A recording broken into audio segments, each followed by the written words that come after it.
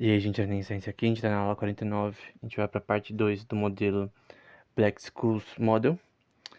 E, basicamente, o que a gente vai fazer um breve recap, e eu já vou pra próxima parte da equação, né?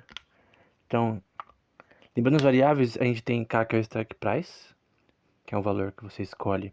Pode ser abaixo ou acima do preço atual da ação. Tu pode escolher isso arbitrariamente. O custo da operação muda, conforme o strike price é diferente, com prazo de maturação diferente, prazo de vencimento. Lembra que se a opção vencer, tu se lascou. Então tem que finalizar essa transação e ter pessoas que vão finalizar para você, porque é uma relação de bid e ask, né? De compra e venda dessas ações. É uma relação de oferta e demanda dessas opções. E que tem outra pessoa do outro lado que vai completar essa ação para você também. Então é uma parte relevante. E a taxa de juros dela, que é R, e volatilidade, que não é tão importante, né? Lembra que o Munger disse que é um is a know nothing value system, né? Que é um sistema de valor que não sabe nada. E uma coisa, o próprio Munger e o Buffett, né, da Berkshire Hathaway, eles falam que eles praticaram já opções. Eles falam que eles já praticaram junk bonds, que são de empresas mais simples, né? Não são listadas de uma forma tradicional, numa bolsa de valores. Então você tem diversas formas de investir que não necessariamente são erradas em todos os momentos, né? Então, vamos lá para a equação. Então agora a gente vai para a parte da call option, né? Então você tem uma call option C e você vai ter que o strike price. Então, para você operar uma call option, onde você apostar que as ações da empresa vão subir, tem várias modelagens aí, formas de você estruturar uma opção. Eu recomendo que você veja o vídeo sobre opções do canal, porque você tem que ter imagem, né, para mostrar. Sem imagem eu não consigo mostrar de forma tão clara. Vezes N. N é uma distribuição normal, tá? É uma distribuição cumulativa normal, estatística. Aí você tem D1 da equação da aula anterior, que eu vou pôr aqui só para lembrar um pouco. D1 é o logaritmo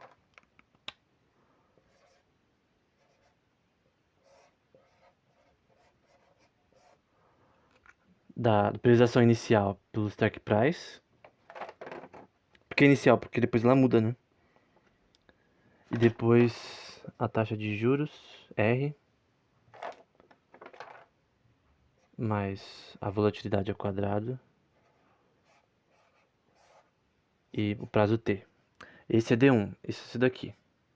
Então, strike price, uma distribuição cumulativa D do logaritmo do strike price, perdão, do preço inicial da ação pelo strike price, mais a volatilidade e, na verdade, a taxa de juros e volatilidade, né? Então, N age nessa equação aqui. Então, você está entendendo isso daqui. Porque você quer entender ao longo do tempo como essa call option vai se firmar num gráfico, né? Menos K, que é o strike price. Então, isso aqui menos K.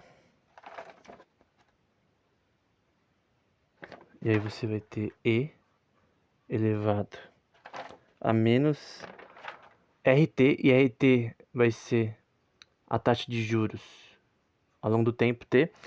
Então você tem uma exponencial da taxa de juros a um certo prazo de maturação. Vamos supor que tinha 30 dias a uma taxa de juros de 11%. Então isso significa que nesse gráfico isso vai ser plotado a um certo prazo, né? A um certo prazo de decay dessa opção. Então, não precisa ser assim, tá? Eu só tô mostrando assim porque é mais fácil de entender algo caindo, né? Porque no prazo final da maturação tu se lascou. E aí você vai ter isso vezes D2, em que D2 é D1, que é a equação inicial ali, que é essa equação aqui, menos a volatilidade pela raiz do tempo.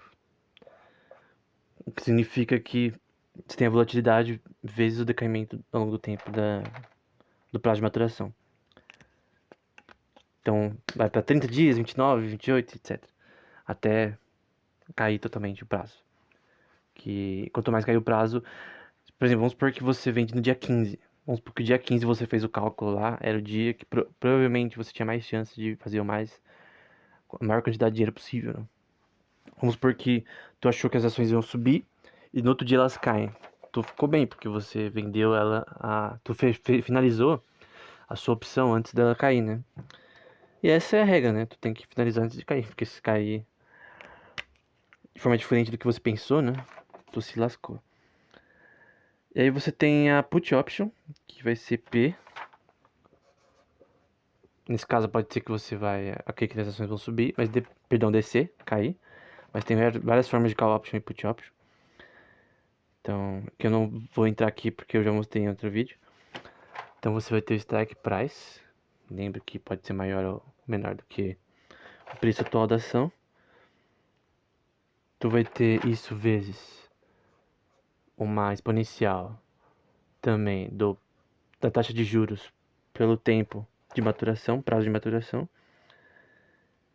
vezes a distribuição cumulativa N de D2, que é esse daqui, e menos o preço atual da ação.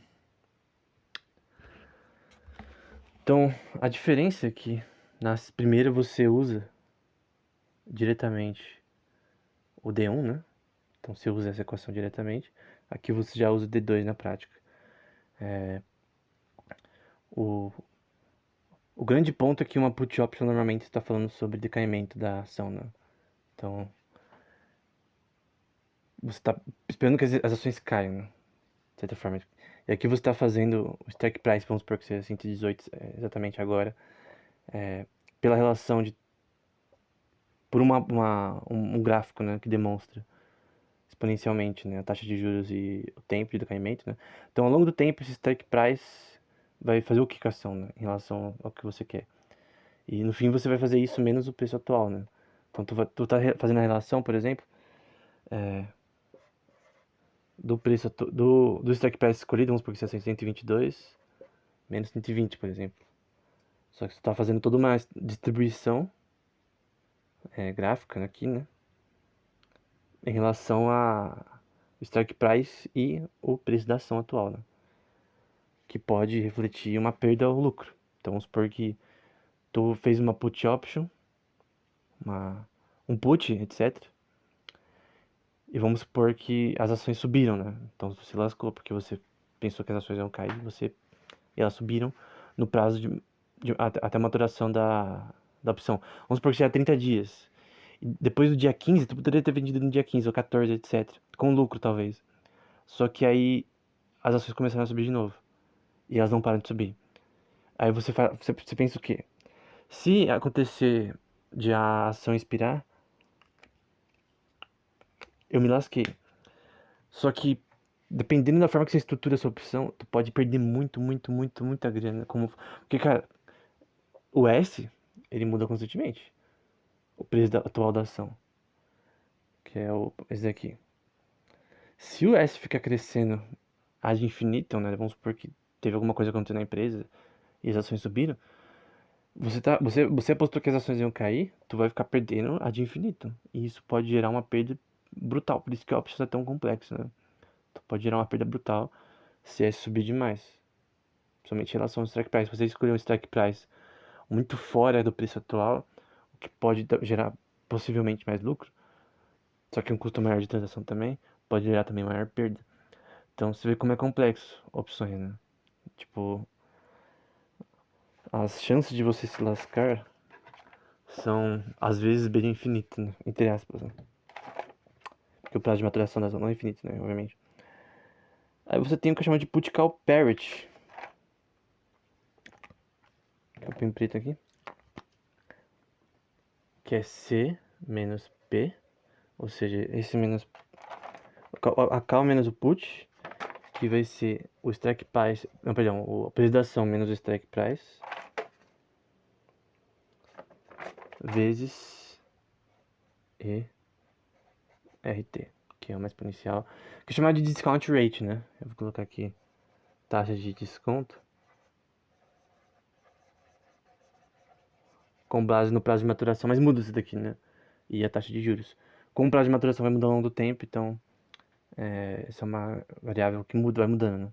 Então é o strike price, depende do que você escolheu, perdão, a preço da ação menos o strike price, depende do que você escolheu. A preço da ação tem o inicial, né? Que é o S0, mas nesse caso aqui tem uma variável que está mudando, né? Então, conforme S muda, dependendo do que você quer, né? Assim, o mais básico de opções é o short e o chamado de bullish e bearish. O bullish você pensa que vai subir a ação, o bearish você pensa que vai cair. Então isso aqui é bullish, é um boi, né? Bull é boi em inglês. Tu pensa que vai subir, bearish você pensa que vai cair a ação. Dependendo da forma que você estrutura a sua opção, tu se lascou. Às vezes você tá certo, só que você não estruturou a ação de forma correta. Você faz um. Tem várias formas de você estruturar isso. Tem uma coisa chamada butterfly, naked put. Você tem, cara, strangle. Você tem diversas formas de estruturar isso daqui. E eu já falei sobre isso no vídeo sobre opções do canal, que é longo, né? Só que a gente não viu Black Scholes ainda, né? Vamos pro Black Scholes. Então pode tirar um print aqui quem quiser. Mas a gente vai porque a gente interessa, né? Então, a equação em si não é difícil. Não é complexo. Então lembra das mesmas variáveis. Vamos lá. Então a gente vai ter a equação em si. Tá aqui. De Black-Scholes. Vai ser a derivada, a mudança, né? Do preço da ação ao longo do tempo. Então a mudança do preço da ação ao longo do tempo. T. Uma série temporal. Ao longo dos dias, etc. E aí você vai ter 1 sobre 2 da volatilidade ao quadrado. Muda da ação, tá? A volatilidade é uma coisa que você pode ver de qualquer ação. Você vai lá na Apple lá, digita no Google, volatilidade, ações da Apple, vai lá mostrar. Enfim, aí tem a ver com uma questão numérica, né? Estatística. E também a gente tem aqui o preço da ação ao quadrado. Então você está fazendo uma relação. Essa parte aqui é uma relação de estatística, né? De volatilidade pelo preço da ação. Então a volatilidade do preço da ação. Aqui você tem a mudança do preço da ação ao longo do tempo.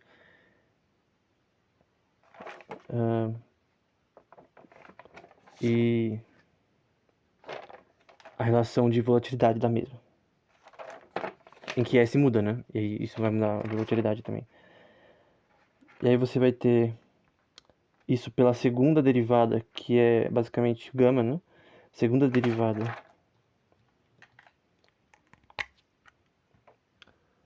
do preço da ação ao longo do tempo T. Opa. Não, ao longo de S. Então vamos lá. Preço da ação ao longo do tempo, a volatilidade da ação e a segunda derivada do preço da ação, que é a taxa de mudança do preço da ação. Então aqui é diferente daqui, porque isso aqui é a segunda derivada dessa equação. Então pensa numa relação de cálculo posterior. E aí você vai ter mais, vou pôr aqui embaixo, a taxa de juros em relação ao preço da ação, S. Novamente a gente tem a taxa de mudança de preço ao longo do tempo. E isso menos a taxa de juros e preço, e isso vai ser igual a zero. Então é uma equação. Você pode ter soluções aí nesse contexto. Então vamos novamente por partes. Tem várias vertentes e versões da Black Scholes. Esse daqui também tem várias vertentes. Se você ler um livro sobre algorithmic trading, né? Que é trading com algoritmos. Cara, tem muitas versões. Essa daqui é a básica da básica padrão. E não necessariamente eu vou dizer mal contra o modelo Black Scholes, mas eu não poderia dizer, talvez com completude, para quem estiver vendo agora o vídeo, todas as versões. Então, se eu mostrar todas as versões, eu posso fazer isso posteriormente, seria um vídeo mais completo, né? Eu posso fazer uma aula mais completa posteriormente. Mas essa daqui é a versão padrão, mas tem muitas versões do modelo Black Scholes. Opções melhores. Então, tem versões melhores. Então, essa aqui é a versão padrão da padrão, assim, tipo, que todo mundo conhece, entendeu? Mas existem diversas versões, das equações de cima e das de baixo. Em opções, você tem muitas equações diferentes. Então, tem livros só sobre esse tema, né? Tem até um que eu recomendo que você tem no meu Instagram. Então, basicamente, tu tem a mudança do preço da ação ao longo do tempo, relação de volatilidade do preço da ação, a segunda derivada, que é chamada de gama, do preço da ação pelo strike price, que você escolhe. Então, aqui é pelo strike price. Então, a preço da ação pode ser 120, strike price 118 ou 122, dependendo do que você está fazendo. Tu tem a taxa de juros, porque tu tá pegando empréstimo para gerar essas transações. Principalmente se você tá falando de um short. No fim, você compra ação também, né? Mas enfim. Então, a taxa de juros vezes o preço da ação, porque isso vai implicar aqui na sua capacidade de compra de ações, dada a mudança dela ao longo do tempo.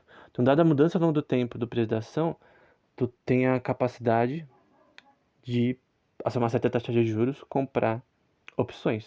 Se a taxa de juros for muito alta e matematicamente não fica viável, tu vai se lascar se você comprar. E isso menos a taxa de juros pelo preço da ação, que vamos porque a taxa de juros seja 11% e o preço da ação atual seja 120. Então tu vai ter essa relação de taxa de juros pela mudança do preço da ação pela preço da ação atual, talvez, eu poderia dizer. Porque isso aqui é uma variável que muda, isso daqui não necessariamente. Então no fim, tu quer calcular o quê? Tu quer calcular o que o Black Scholes quer fazer, né? Ele quer entender como comprar e vender puts e calls a um certo momento. E tu pode estruturar essa equação diferente para diferentes formas de você realizar isso, né? Porque tem tantas formas de você fazer isso. Não, no aplicativo que é mais fácil, porque isso daqui parece difícil, mas não é. No aplicativo, tu não precisa saber equação, cara. Tu simplesmente coloca lá essas variáveis aqui e ele já te mostra certinho o preço da Apple, pra Apple, por exemplo, a um certo strike price que você escolhe, tem lá os preços que você escolher, que é em tempo real isso daí. Preço atual, prazo de vencimento. Tudo isso daqui você tem no software fácil, né? Eu já mostrei isso no canal, no curso, na aula sobre opções. Então isso aqui não é difícil, só precisa saber isso daqui. Obviamente, qual que é o maior erro do modelo Black Scholes? E também da outra equação que eu não falei com tanto detalhe não de mal, de custo de equity, né? Que era RE. Eu vou pôr em verde. Em que você tem esse RF, que é a taxa livre de risco, que pode ser com base nos títulos de 10 anos dos Estados Unidos, mais beta, que é a volatilidade, vezes RM, que é o retorno de mercado, menos RF, que é a taxa livre de risco. Em que o retorno de mercado é o retorno da empresa de investimentos e RF, como eu já disse, pode ser, por exemplo, 4,96%. Depende do quanto tá o título de 10 anos nos Estados Unidos. Então, você tem aqui o uso de volatilidade, certo? Isso aqui é vezes, tá? Você tem aqui volatilidade. Só que você está usando no custo de equity. Esse era o ponto do vídeo anterior. Uma implicação de volatilidade para assumir risco. Quando na verdade a volatilidade não diz nada sobre risco. O risco de uma ação subir ou descer, o que pode te lascar em relação a opções, ele não é subjetivo, mas ele depende da sua informação sobre a ação. Então, a razão de flutuações depende de ações de pessoas. E as ações de pessoas dependem das preferências das pessoas, preferência temporal das pessoas. Os preços das ações, eles são subjetivos, sim. Porque uma pessoa gosta mais da Apple e da Microsoft. Podem ter várias razões que são objetivas e outras não. Eu, por exemplo, em relação aos produtos da Apple, eu não gosto dos produtos da Apple. Eu também nunca tive. Mas no momento eu não vejo nenhuma razão pra, mesmo tendo dinheiro, de comprar um Apple por 15 mil reais. Eu gosto de Android, eu gosto de Xiaomi, por exemplo. Eu tô gravando esse vídeo no Xiaomi. Eu acho que o Xiaomi é o melhor celular que eu já tive. Agora, é uma questão pessoal. Você pode dar as razões, só no fim é subjetivo. O valor que você dá é uma coisa. É a teoria austríaca, que nada mais é do que a verdade, né? Em relação a preço, né? O preço de ações também são subjetivos. Essas flutuações não dependem de volatilidade das ações, a volatilidade da preço da Apple, mesmo em opções. Porque a opção, no fim, é associada a um preço real, né? Que é a oferta e demanda de opções de calls e puts, o bid ask delas e a um certo preço de mercado da ação. E o preço de mercado muda conforme as preferências das pessoas em relação às ações ao longo do tempo. O que tem várias questões que mudam essa precificação, né? O que não necessariamente é racional. As pessoas assumem que todo mundo é racional na economia, mas na verdade não, cara. Às vezes a pessoa investe numa empresa, não estou falando nem de falta de querer conhecimento da empresa. Ela sabe tudo da empresa, mas ela não sabe que, na verdade, aquela empresa não vai crescer no longo do tempo. E que ela está alocando capital ali inutilmente. Às vezes até perdendo dinheiro nesse processo. Que é irracional, mas a irracionalidade na economia não é que nós somos idiotas, né? Também é. A gente pode chamar também irracionalidade de idiotice. Mas é porque a gente não tem informação sobre o mercado de forma completa, né? A gente tem informação parcial, a não ser que você seja um ser onisciente, que sabe tudo o que vai acontecer no futuro. Eu dei aquele exemplo do cara que perdeu dinheiro porque ele investiu num future de uma semana, mais ou menos, nos preços do índice da bolsa de valores japonesa. Teve um terremoto, a bolsa caiu por razões óbvias. É tipo quando acontece o atentado terrorista nos Estados Unidos, no 11 de setembro. Enfim, as ações caem porque realmente tem uma crise, né? Uma catástrofe. Então, catástrofe fazem sim as ações caírem, é normal. Não é algo ruim. É normal, do ser humano, né? Não é, na verdade, na catástrofe você compra ações de empresas que provavelmente não vão falir. Tipo, a Apple não vai falir tão cedo. Coca-Cola, Gillette. Mas quando tem uma queda muito brusca, essa é a hora de comprar, na verdade. Você com certeza está comprando um valor abaixo de mercado. Por flutuações que dependem de eventos ou coisas que acontecem que não são controláveis por nós e que não necessariamente nós sabemos que vai acontecer, né? Então a volatilidade não implica risco. Isso, se você não acredita em mim, acredite no Buffett e no Menger. Porque eu aprendi isso com eles, né? Não só com eles, mas principalmente com eles. Porque a escola austríaca não fala tanto desse tema, né? Mas eu creio que totalmente tem a ver, assim, de certa forma, a noção de racionalidade na economia. Enfim. Hayek já disse, né, que informação na economia distribuída, a gente não tem acesso a essa informação completamente. E por isso que risco não é assumido em volatilidade, mas em questões praxeológicas, né, questões de eventos e coisas que acontecem. Tu pode fazer algoritmos para entender esses eventos e até para produção e coisas do tipo, mas não para saber o preço ação futuro o preço da ação no futuro. Assim como você não consegue prever o preço do arroz durante o ano ou durante 10 anos, todos os meses, tu não consegue prever o preço das ações, que não implicam relações de volatilidade apenas, mas outras questões que são subjetivas e de eventos.